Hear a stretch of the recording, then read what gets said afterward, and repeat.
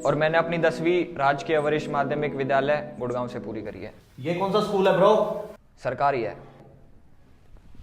पता नहीं कहाँ से आ जाते हैं गवार। ये चीज़ जो अभी से नहीं हमेशा से चलती हुई यार, ये जो प्राइवेट स्कूल के बच्चे सरकारी स्कूल के बच्चे से ज़्यादा अच्छे होते हैं। प्राइवेट स्कूल में ये फैसिलिटी होती है, सरकारी स्कूल में फैसिलिटी नहीं होती है। हम लोग सरकारी गवर्नमेंट स्कूल को बहुत सारे पॉइंट के हिसाब से एलिगेशन लगा के उसे नीचा से नीचा दिखाने की कोशिश करते हैं। बट सच में क्या प्राइवेट स्कूल इतने अच्छे हैं? क्या सच में प्राइवेट स्कूल में जो फैसिलिटी प्रोवाइड की जाती है वो सच में वहाँ पर एक्चुअली में दी जाती है, या बस प्राइवेट स्कूल का दोगलापन है? ये सब दोगलापन है। मैं तेरा दोगलापन उतारता हूँ। अब बात करते हैं इंडिया की। India is a very vast country, जैसा कि तुम लोगों ने एसएसटी में पढ़ा ही होगा। तो इंडिया में फिलहाल अभी 3 तरह के स्कूल पाए जाते हैं, जो कि government school, government aided school और थर्ड है प्राइवेट स्कूल। अब गवर्नमेंट स्कूल को तुम जानते होगे, जिसका सारी अथॉरिटी गवर्नमेंट के पास होती है, जहाँ टीचर्स की सिलेक्शन हो गई, करिकुलम एक्टिविटीज़ हो गई और सैलरी वगैरह टीचर्स की, ये सारे गवर्नमेंट की अथॉरिटी होती है। गवर्नमेंट एड स्कूल हो गया जो जहाँ पर टीचर की सैलरी गवर्नमेंट देती है और वहाँ पे करिकुलम या समथिंग लाइक कुछ चीज़ें गवर्नमेंट के हाथ होती है। पहले वो प्राइवेट स्कूल ही रहते हैं, बट उनकी परफॉर्मेंस को देखते हुए गवर्नमेंट उसे एक्वायर कर लेती है और उन्हें फंड प्रोवाइड करती है उन्हें ग्रो अप करने के लिए। और थर्ड हो गया अपना प्राइवेट स्कूल, जिसमें हम और तुम जैसे लोग पढ़ते हैं। प्राइवेट स्कूल वही जिनकी पूरी अथॉरिटी एक पर्टिकुलर लोगों के पास होती है, या पर्टिकुलर उनकी जो मैनेजमेंट होती है उनके पास होती है, जहाँ पे अथॉरिटी उनके पास होती है। सो करिकुलम क्या होगा, बुक्स कैसे होंगे, सैलरी भी वही देंगे और टीचर कैसे सिलेक्ट होंगे ये क्राइटेरिया भी वही सेट करेंगे। इसमें गवर्नमेंट का कोई लेना देना नहीं होता। हाँ, बस रूल्स एंड रेगुलेशन कुछ होते हैं जो सेट कर दिए जाते हैं। तो मैं गवर्नमेंट स्कूल और गवर्नमेंट एडेड स्कूल को एक जैसा ही समझूंगा, बिकॉज ऑलमोस्ट फैसिलिटी उसकी सेम ही है, क्लोज टू गवर्नमेंट स्कूल जैसी हो जाती है वो सारी चीज़ें। और प्राइवेट स्कूल एक को अलग समझूंगा, बिकॉज मुझे इससे वीडियो समझाने में तुम लोग को ज़्यादा आसानी हो। आगे बढ़ने से पहले मैं तुम्हें ये चीज़ बता देना चाहता हूँ कि कोई स्कूल कोई बिजनेस नहीं होता, ये सोशल वेलफेयर का काम होता है। मीन्स ये कोई बिजनेस नहीं है जहाँ पर कोई भी एक्टिविटी की जाती है प्रॉफिट मेकिंग, जिसका मोटिव प्रॉफिट मेकिंग होता है, वो चीज़ बिजनेस होती है। बट एक स्कूल खोलना कोई बिजनेस नहीं होता। स्कूल खोलना एक वेलफेयर का काम है, मतलब आप एक समाज सेवा कर रहे हो और इसके अलावा कुछ नहीं। इसका मतलब कोई मिडिल क्लास आदमी तो ऑब्वियसली ये प्राइवेट स्कूल ओपन नहीं कर सकता, बिकॉज ये बहुत लेंदी प्रोसेस है। अगर खोल भी लेता है तो उसको ये अपना प्राइमरी ऑक्यूपेशन नहीं बना सकता अकॉर्डिंग टू लॉ। इसलिए तुम लोग देखते होगे जितने भी प्राइवेट स्कूल है उसके ओनर्स या मेजर इन्वेस्टर या तो एक्टर रहेंगे, पॉलिटिशियन, सेलिब्रिटी वगैरह, ये बड़े बड़े लोग होते हैं। हम जैसे तुम्हारे जैसे लोग नहीं, कॉमन मैन नहीं रहते ज़्यादा, कोठी बंगले वाले लोग। वैसा नहीं है तो प्राइवेट स्कूल खोलना है तो हम ऐसे जाएंगे सीधा बिल्डिंग बनाई, ज़मीन खरीदा और एक पर्टिकुलर नाम रजिस्टर करवा लिया और ओपन कर दिया। उसको इतनी आसानी से भी चीज़ें नहीं हो जाती, बहुत सारे लंबे प्रोसीजर होते हैं, वो प्रोसीजर को फॉलो करना पड़ता है। गवर्नमेंट के रूल के अकॉर्डिंग तुम्हें प्राइवेट स्कूल खोलने के लिए पहली बात तो तुम्हें ये ट्रस्ट बनानी पड़ेगी, ये एक नॉन प्रॉफिट ऑर्गेनाइजेशन। उसके बाद तुम एप्लीकेशन डाल सकते हो प्राइवेट स्कूल खोलने के लिए, जो कि चीज़ें बहुत सुनने में अच्छी लगती है और ये कुछ हद तक फॉलो भी होती है इंडिया में। और ये सारी चीज़ तुम पूरी कर भी लेते हो, इसके बाद भी बहुत सारी परमिशन है, बहुत सारे वेरिफिकेशन जो तुम्हें कराने पड़ेंगे, जिसके लिए एक अच्छा खासा लेंथी प्रोसेस होता है, जिसका अगर रिजल्ट देखा जाए तो 90% चांस है नहीं होगा, पॉसिबल नहीं है। मतलब अगर लाइक मैं खोलने जाऊं तो बिल्कुल नहीं होगा, ठीक है। अगर मैं कितना भी ईमानदार हूँ फिर भी नहीं होगा, क्योंकि बहुत मुश्किल है ये सब चीज़ें करना, ठीक है। एक प्रॉपर, ऐसा नहीं बोल रहा हूँ वो अब ऐसे ही चल रहा है तो उसकी वैल्यू नहीं बोल रहे, प्रॉपर प्राइवेट स्कूल जो कि वो आता है जैसे जिसका तुम नाम जो जैसे DAV वगैरह, DPS वगैरह, ये सब समथिंग लाइक चीज़ें हो गई। उन चीज़ों को खोलने के लिए प्रॉपर चैनल वाइज चीज़ें फॉलो करनी पड़ती है, जो कि बहुत मुश्किल है। मतलब वो कंप्लीट ही नहीं की जाती बट कंप्लीट हो जाती है। और इंडिया में कोई भी चीज़ें पूरी करने के लिए कोई भी चीज़ तुम गवर्नमेंट से लिटरली परमिशन लेके करते हो तो एक अच्छा खासा लेंथी प्रोसेस हो जाता है।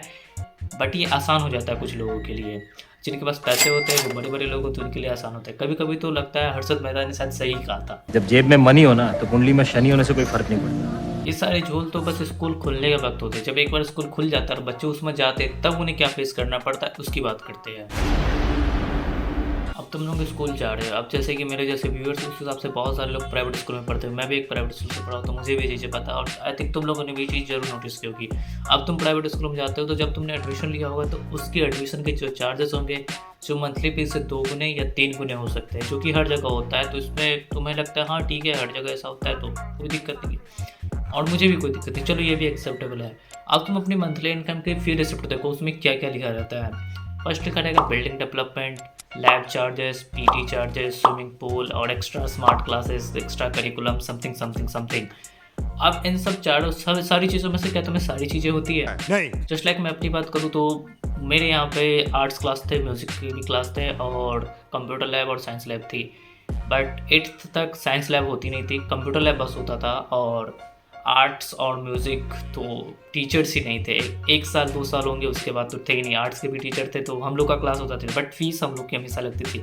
और लाइब्रेरी की सबसे बड़ी बात मैं करूँ तो लाइब्रेरी का तुम्हें कितने दिन पढ़ा जाता है।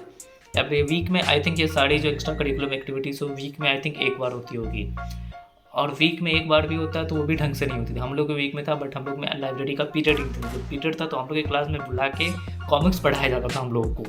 हम ऐसा नहीं कि हम लोग को लाइब्रेरी में बुला के अपने हिसाब जो हमें बुक पसंद हो हम वो बुक निकाल के नहीं पढ़ सकते थे, ऐसा नहीं था हमारे स्कूल में। अब तुम्हारे स्कूल में है या नहीं ये कमेंट में तुम मुझे बताओ, बट मेरे स्कूल में नहीं था। और जहाँ तक मैंने भी बहुत सारे स्कूल देखे उस हिसाब से नहीं ही होगी, बिकॉज हर एक स्कूल ऐसा प्रोवाइड नहीं करता। और तुम अगर बुक लेना भी चाहते हो तो उसके लिए भी एक अच्छा खासा लेंथी प्रोसेस तुम्हें करना पड़ता है। अब जैसे कि तुम पेंटिंग है या म्यूजिक है तो ऐसा नहीं हो सकता तुम्हें म्यूजिक सच में सिखाया जाता होगा, ऐसा हर किसी स्कूल में नहीं होता। किसी स्कूल में होता है बट ऐसा हर किसी स्कूल में नहीं होता। वो बस तुम्हें एक थ्योरी लिखवा देंगे, पेंटिंग भी कुछ थ्योरी लिखवा देंगे, छोटी थोड़ी सी चीज़, बस कॉपी तुम्हारी बढ़वा देंगे, बस हो गया। प्रैक्टिकल वो शायद ही कभी कराते होंगे या ना के बराबर, और कराते होंगे तो उन्हें सेलेक्ट करते हैं जिन्हें आता है। मतलब अगर आपका पहले ऑडिशन लिया जाएगा, आप ठीक गए तो ठीक है, नहीं तो आप जाओ, आपसे नहीं होगा, बस आप थ्योरी पढ़ो, बस इसके अलावा और कुछ नहीं। उन्हें मतलब ट्राई नहीं किया जाएगा। और पेंटिंग में भी यही चीज़ें थी। अगर किसी बंदे को पेंटिंग आती है तो ठीक है, यू आर सेलेक्टेड, आप पढ़ेगी, कुछ कंपटीशन होगा तो आपको बुला लिया जाएगा, आप उसमें जा दो, मतलब। लेकिन आपको सिखाएंगे नहीं वो कुछ। मतलब स्कूल क्या है, आप सिखा रहे हो पेंटिंग, या बस जिसको आता है बस उसी को आगे बढ़ा रहे हो, जिसको नहीं आता उसको भी सिखाना होता है। स्कूल में तो इसलिए आया है। अगर आप सिखा ही नहीं रहे हो, जिसको पहले से आता है, मतलब वो पहले से कहीं और क्लासेस करता है तभी सिखाया, उसमें नेचुरल टैलेंट है तो वो बना पा रहा है। लेकिन जिसको नहीं आता उसको आप सिखाओगे भी नहीं, तो आप क्लास किस चीज़ की कर रहे हो। अब बात करते हैं कंप्यूटर लैब। कंप्यूटर पे तुम लोगों ने क्या किया, एक्सेल और MS पेंट के अलावा मुझे नहीं लगता किसी ने कुछ किया होगा। 8th 7th तक तो MS पेंट में मैं ड्राइंग बनाता था, जबकि वो हमारे सिलेबस में MS पेंट था भी नहीं। वो तो पता नहीं किस ईयर के कौन से क्लास में होगा, बट सब लोग यही करते। टीचर को भी कोई लेना देना है नहीं, ठीक है। और टीचर को भी क्यों लेना देनी नहीं, इस बात को मैं आगे आऊँगा। अभी हम अपनी बात करते हैं स्टूडेंट के साथ क्या क्या ह्यूमिलिएशन होते थे। बात करें कंप्यूटर लैब में, तो कंप्यूटर लैब तो हमेशा से ऑलमोस्ट सबसे ज़्यादा अगर कोई एक्स्ट्रा एक्टिविटी में ध्यान गया तो वो है कंप्यूटर। कंप्यूटर को आई थिंक मेरे को लगता है हर एक प्राइवेट स्कूल ने बहुत ज़्यादा सीरियसली लिया है। तो आई थिंक उसकी क्लास और उसके लैब ज़्यादा बढ़िया से होते हैं compare to all these activities. तो that's why computer I think ज़्यादा पढ़ाई जाती होगी, और कंप्यूटर लैब भी सब में हो ही जाते हैं। वीक में 1 या 2 बार हर किसी के कंप्यूटर लैब होती है। सब मैं बताता हूँ, 7th तक मैंने MS पेंट बस यूज किया है, और एक पावर पॉइंट करके आता, MS पावर पॉइंट करके आता था, वहाँ पे बस वो इसका टेम्पलेट बना के वो सारी चीज़ें नेम वगैरह हम लोग लिखते थे, और बस यही सब चीज़ें करते, ठीक है।